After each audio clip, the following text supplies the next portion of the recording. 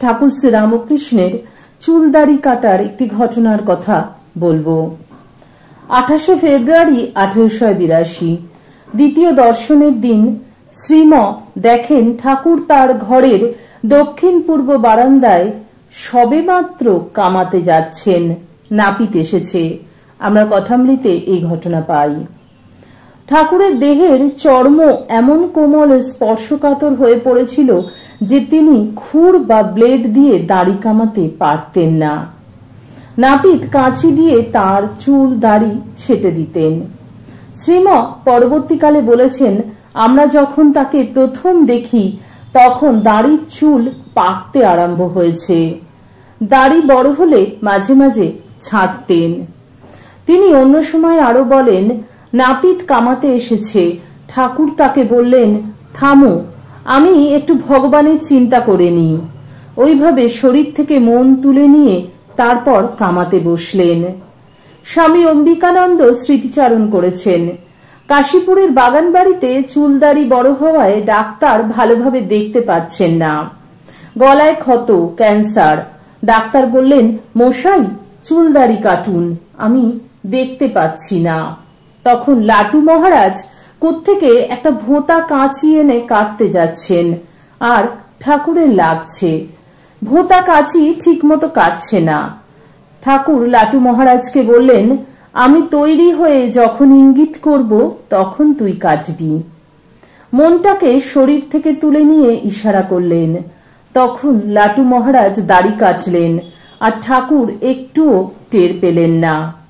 পরবর্তীকালে ঠাকুরের নাপিত বেলুর মঠে এসে মহাপুরুষ মহারাজের সঙ্গে দেখা করে বলেন, আমি পরমহংস মশাইকে চিনতে পারিনি, আমি শুধু তার চুল দাড়ি কেটেছি। স্বামী পবিত্রানন্দ তখন সেখানে উপস্থিত ছিলেন। তিনি আমাকে বলেন যে ওই নাপিতের কথা শুনে মহাপুরুষজি আনন্দে উচ্ছ্বসিত হয়ে সেবককে বলেন, ওরে, এ ঠাকুরের নাপিত, মহাভাগ্যবান, একে টাকা দে, কাপড় দে, ভালোভাবে খাওয়া।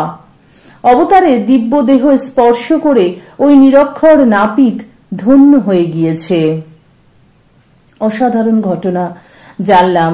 ঠাকুরের যখন খুব শরীর খারাপ তখন তো তার গলায় ক্যান্সার, তো গলায় যে ক্ষত সেটা দেখতে পাচ্ছেন না ডাক্তার, তাই দাড়ি কামাতে বলেছেন, চুল কাটতে বলছেন।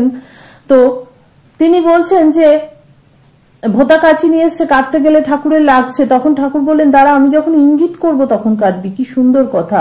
মানে যখন তিনি বলবেন যে তিনি তার দেহ থেকে মনটাকে তুলে নেবেন।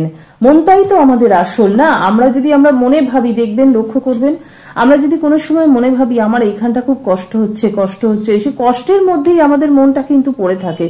কিন্তু আমরা যদি মনটাকে তুলে অন্য জায়গায়, অন্য কোনো কিছুর মধ্যে, নিজেদের মনটাকে অন্য কোনো কিছুর মধ্যে নিয়ে যাই, তখন কিন্তু ওই কষ্টটা ভুলে যাই। সাপোজ আমার হাতে কোথাও কেটে গেছে, বারবার আমি সেখানটা দেখছি, মানে আমার সেইখানটা ব্যথা লাগছে, আমি ভাবছি, তো যতবার দেখছি ততবার আমার ব্যথার অনুভূতিটা হচ্ছে। আমি যদি সেখান থেকে মনটাকে সরিয়ে নিয়ে অন্য কিছুর মধ্যে দিচ্ছি, তাহলে কিন্তু আমি ভুলেই যাচ্ছি যে আমার ওই জায়গাটা কেটে গেছে। তো আমরা তো সাধারণ মানুষ, সেগুলো আমরা সহজে পারি না। ঠাকুর পারতেন, তাই তিনি এমন করে দেখালেন। কি অসাধারণ ঘটনা জানলাম। পূজনীয় স্বামী চেতনানন্দজি মহারাজ বলছেন যে ঠাকুরের এই সমস্ত লীলাগুলো অনুধ্যান করতে, তাহলেই আমাদের ধ্যান হবে।